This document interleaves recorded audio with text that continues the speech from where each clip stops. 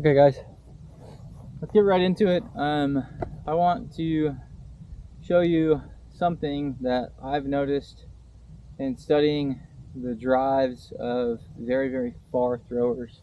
One of which is a pretty recent addition to the game in terms of being relevant as a far thrower, and that's Cupcake.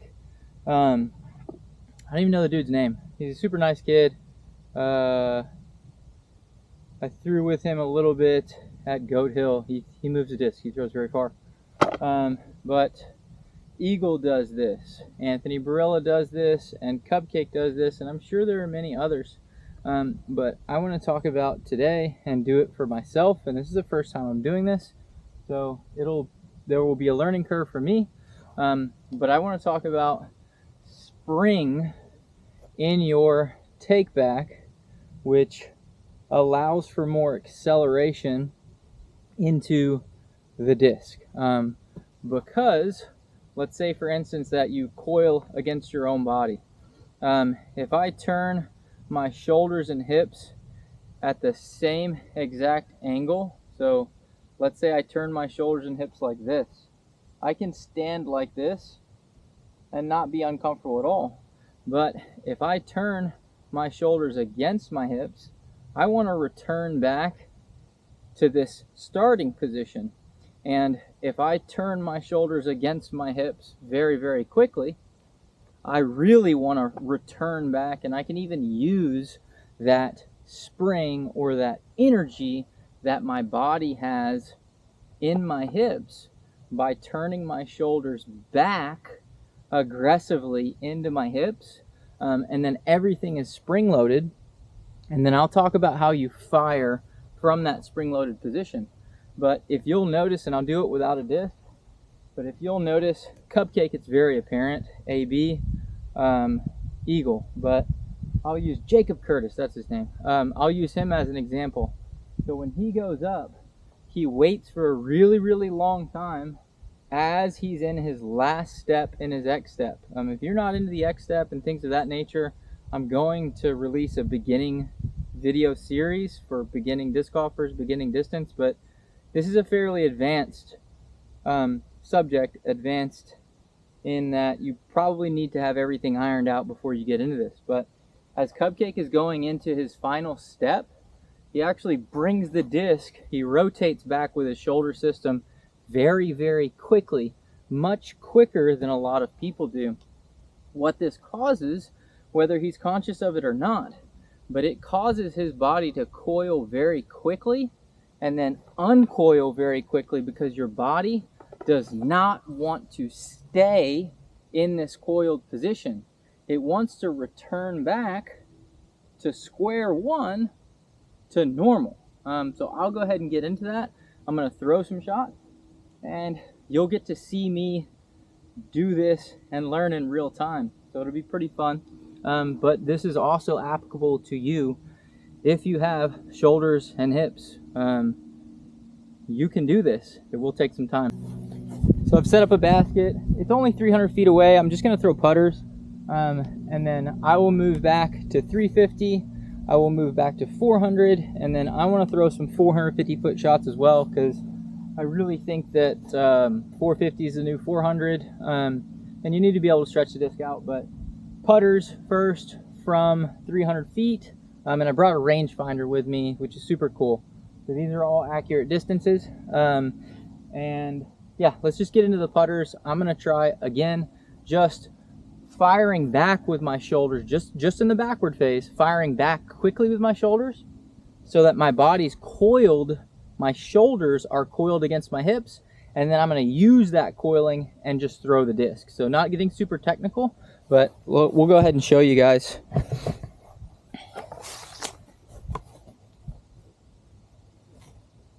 I'm going to do standstills first just so I can get a feel, and then I'll do the run up.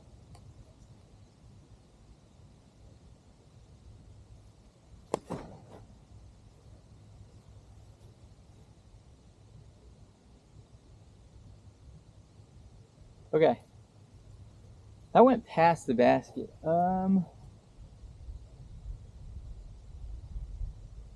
Let's go from like 320. That's pretty crazy.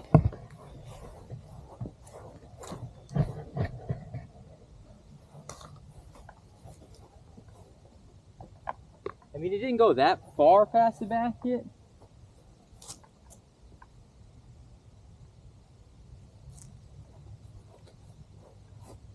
Let's go from 315. I'll range this again, but I mean, it hit the basket. The rangefinder did. All right, standstills from 315.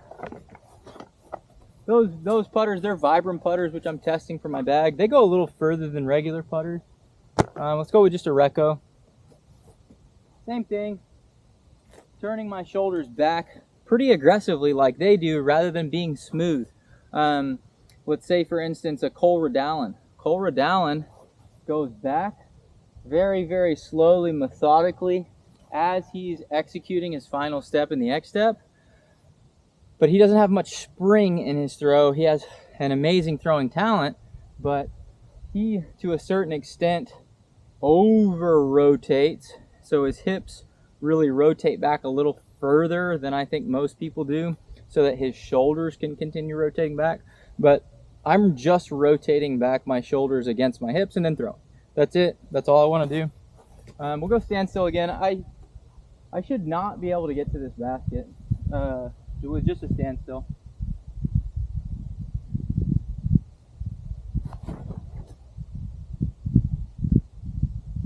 Okay, that's better. I must have just connected with that first one.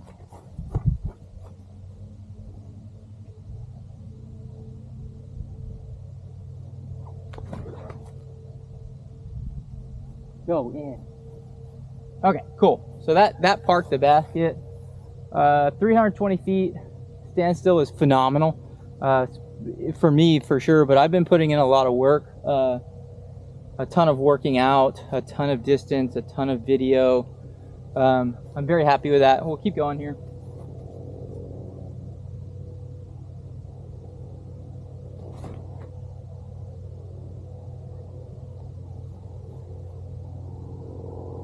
So yeah, that's about pin high, which is, I'm happy with, but that's more to be expected. A lot of hyzer on this one. This is another sole. Those, other than that Recco, have all been these Vibram soles.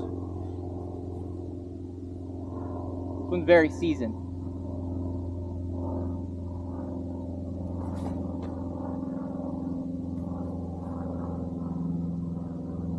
Okay, cool. A rangefinder's not broken, so those are all right. We'll look at it, but those are all right in the range that they should be. Let's go ahead and take a look at them with just standstills from 315. We've moved back another 35 feet and I ranged it. We are at now 350 feet. I'm gonna continue throwing some standstills, and then I'm gonna have to, in order to get to these, especially with putters, I'm gonna have to do a standstill or do a run up. But I'm gonna throw a couple of rocks and then a buzz. I'm testing stuff out for what's gonna make my bag as well. But move you guys back so this is somewhat in frame. Sorry again, guys. I'm still learning this new camera and filming and such. All right, couple rocks, and then a buzz, and then I'll throw these soles in that Recco again, just for reference. Let's get into it. So again, just a reminder, I'm coiling my shoulders back aggressively instead of going back smoothly as I have done for over 17 years. And this honestly is pretty exciting to me, because with that first grouping, it's a pretty immediate result. Here we go.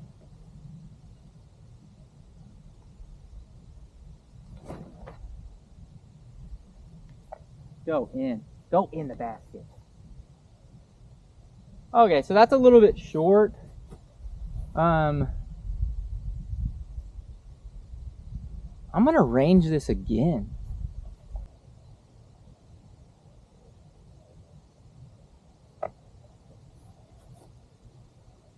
Okay, we're good. We're at 350. Ooh, jeez, bud, you gotta stay up. We are at 350. I didn't quite get to the bat. I'll check on that first shot.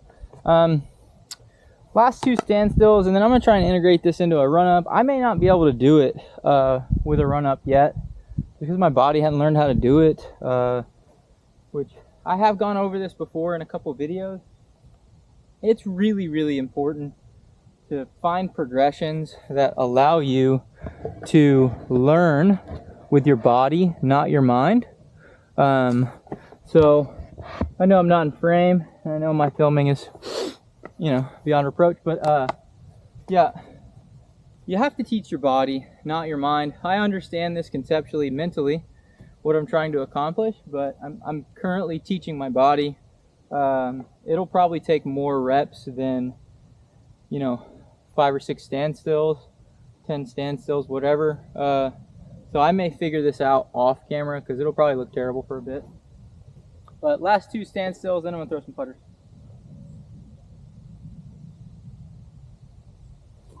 Shadow strokes do really help, guys. Just don't even throw the disc. Teach your body the movement.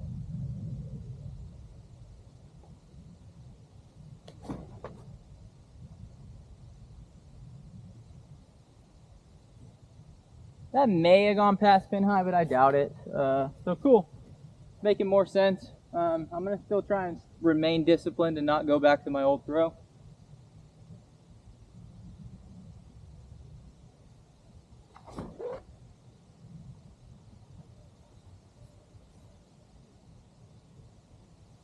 That's past the basket. Not by much.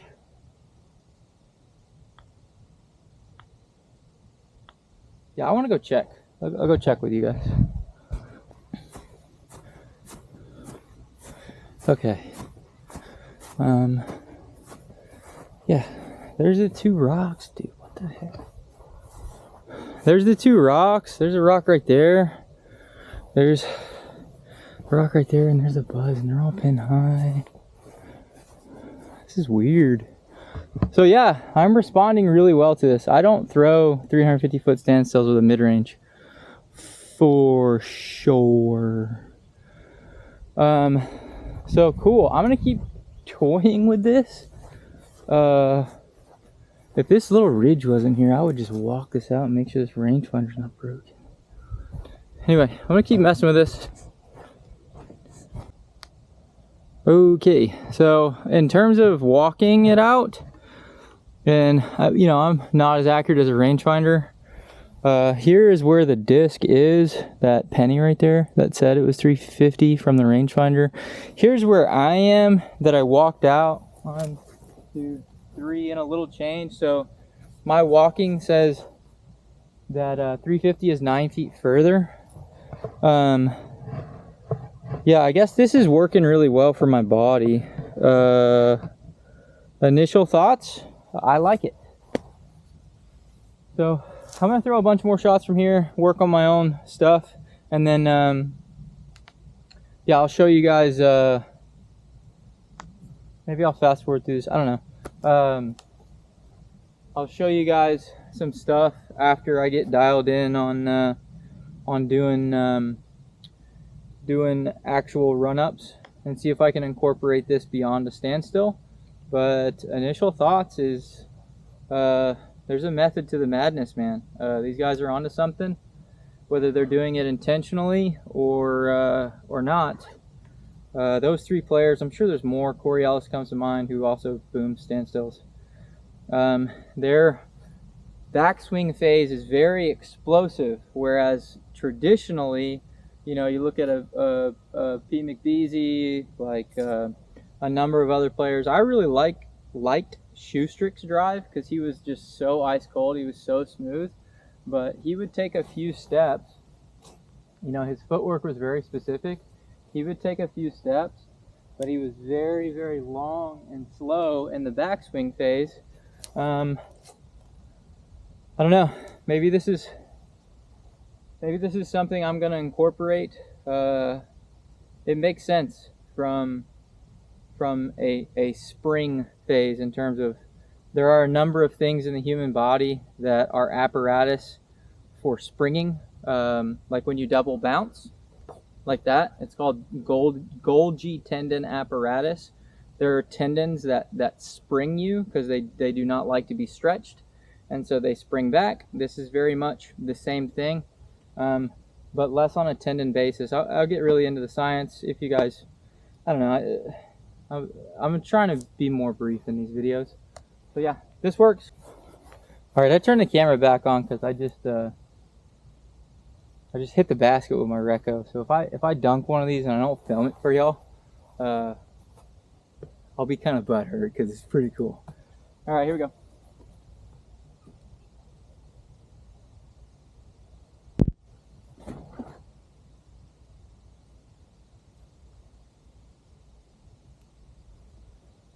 Yeah, that's nearly pin high with a putter. That's not usual for me. Really feeling something different in my drive here, and I'm digging it. Last two, and then I'll get to a run up eventually here. I'm gonna try and put this in. These two, both of them are Souls Vibram.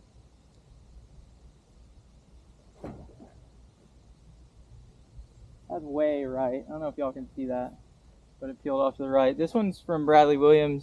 Traded him this soul for some Wraiths and then a real flippy destroyer. This one's actually stable to overstable, so I'll try and ping it with this one.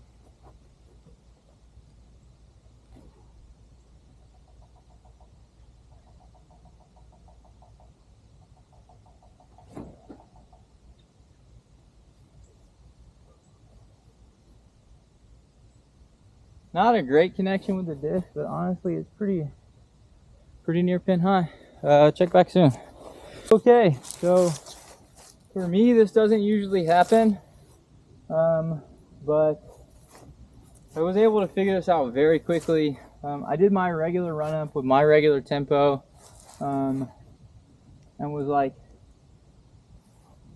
40 feet short, and then I just did a completely different run up on my second try, and I emulated Corey Ellis's footwork because he is so good at standstills, and I just started sideways like this and had a 1, 2, 3 step X step.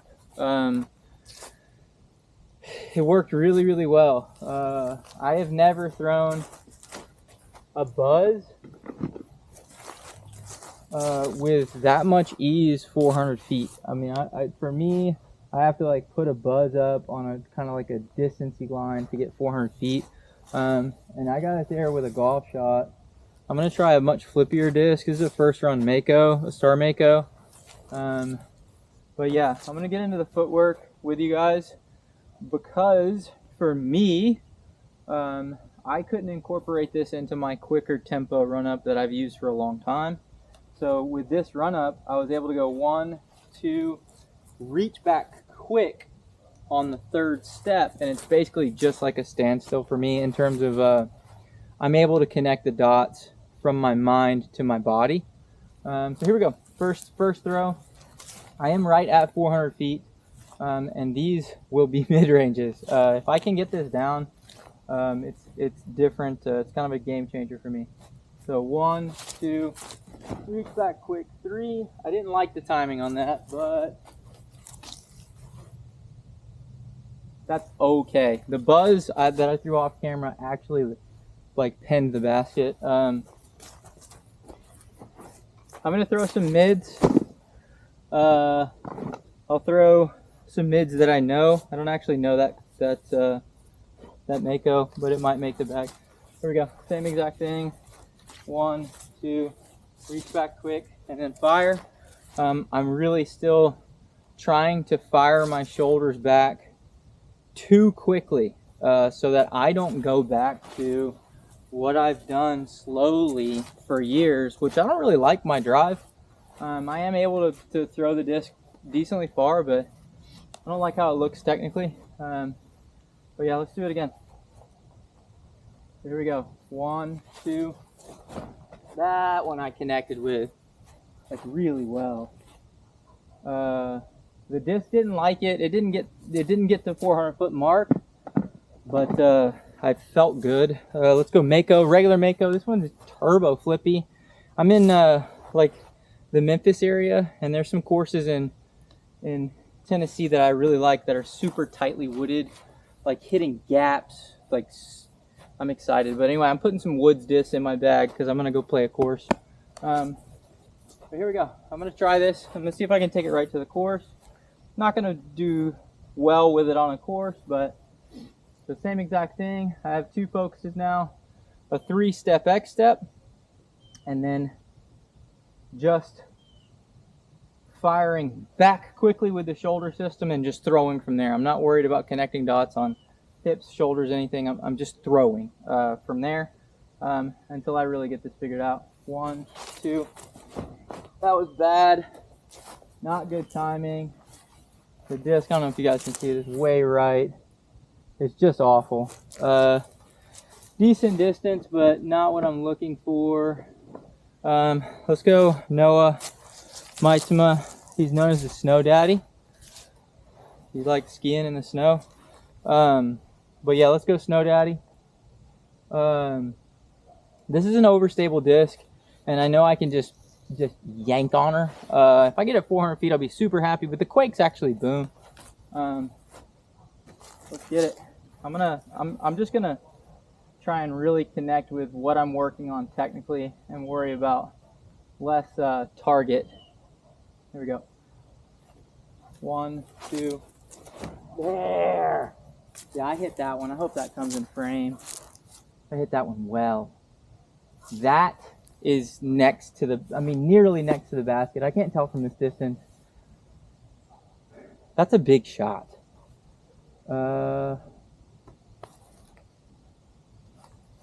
Cool.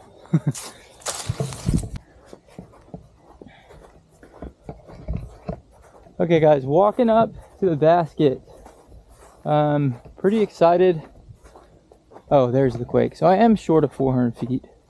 So I'll show you guys, but over there, the Noah Quake, the whatever DJ's clear line, their Z plastic. This is kind of the same disc. It's a different year run, but this is another Noah Maitzema Quake, which this is my favorite. This is my favorite run of Quake. I don't know if I'm in frame. I never know. This is my favorite run of Quake. It is, if you guys can see the basket where it landed relative to the basket, it's where I would assume I can throw. A thrower with my skill set, my current distance, you know, I got this one on a hyzer line, 50 feet short of 400, so in the 350 range. Makes sense for me. And then there's the buzz I threw from 400 feet. It is literally, I don't know if I am in frame. It is under the basket from 400 feet, which is dumb for me. These, don't worry about these soles because I threw those from shorter. But here's the other Quake. So this is the same disc relatively. I know they're different plastics, but this one landed 50 to 60 feet further than my regular run-up, my regular throw. Something that I have been doing for 17 plus years. I'm able to see an improvement of this magnitude day one. I'm probably not going to go to the course because this would be too frustrating. Dude, this is nuts. Here's the rocks that I threw. They didn't get 400 feet. There's that really flippy Mako. That almost got pin high. So yeah. This works. I'm not going to recap because I'm trying to keep these short so I can get out 2 videos a day during Vlogmas because I'm a tryhard and I don't know, everything's a competition for me, so I'm competing against the other people just doing 1 video a day because, you know, whatever. Alright, yeah, I'm confused but very happy. So this works. Good talk. I'm gonna practice. I will recap once I am not absolutely bewildered. I don't know what to say. Yeah, this works. Okay, so as they say, the proof is in the pudding. This disc went a full 60 feet further than this disc. I did a different run up and a completely different backswing with this. There was a buzz and 2 rocks that also went 40 to 60 feet further than the one disc I threw with my normal run up. This is something I'm going to incorporate into my game. I'm also, while I'm here in this field session, going to do some 500-foot plus stuff just to see. But yeah, I'm going to try and make a short, sweet video to recap. And this is super simple. It was for me. I'm turning my shoulders against my hips more aggressively, quicker than I am comfortable with.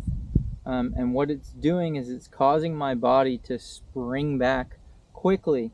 I believe this is apparent in all 3 of the players that I brought up earlier in Jacob Curtis, Cupcake, AB, Eagle. They really have a very springy backswing, and they really bring the disc back in the backswing phase, in the coiling phase, much quicker than other players. I haven't watched a ton of Corey Ellis, but maybe this is what Corey Ellis does as well. I played with him second round at OTB a couple years ago. That dude crushes, and really smooth too. So I'll look at a little bit of him. But yeah, I basically just 100% mimicked Corey Ellis's footwork. So for me, it was very, very simple. I went 1, 2, 3, and then let the disc go, like really ripped it. But on that 3rd step, so again, we go 1, where the feet are just parallel. They're together like this. I went 1, I went 2, and as I was going forward on that final step, I really aggressively rotated back with my shoulders against my hips, and then everything was coiled up and ready to go. I didn't consciously have to turn my hips. I didn't consciously have to rotate my shoulders. My body was just in a coiled position, and it did not want to be there. So all of that potential was given to the disc. Again, if you turn your shoulders against your hips, so I'm going to turn my shoulders here, I don't want to stay here, correct? I want to return back to 0. I want to return back to square 1. And then if I do this rotation quickly, I really want to turn back, right? So yeah, this worked extremely well. This is just supposed to be a study for me, but this is something I'm going to immediately put into my game, which is cool for the channel because you'll be able to check back and see where this leads to. I can already reach, now that I'm practicing, the 500-foot mark more consistently than I have in a long time. I did throw some just under 600 feet, but I had a ripping tailwind. I had like a perfect tailwind day. But yeah, I think 500 is the new 450. And I think a 500-foot hyzer would be totally different for me. And if you're watching any of the videos in the channel, I am currently learning how to throw left-handed. So being able to do this as I'm very precocious, very much in the infancy of my lefty journey, I'm going to immediately incorporate this into the lefty journey, or I may use the left side for more touch, more like controlled, slow, less fire. I don't think this will translate well for me into the woods initially. I do believe that these players that I've mentioned are not exactly what you would call woodsmen. But power is the new thing. but I still like playing in the woods, so we'll see. Yeah, happy holidays, guys. I hope that I wasn't too confused. I was confused, but I've never thrown the disc standstills that far, that consistently with a freaking mid-range. Anyway, hope it helps. I'm about to get in some distance stuff. Yeah, happy holidays, guys. Merry Vlogmas. Merry happy holidays. Update coming soon. Have a good one, guys.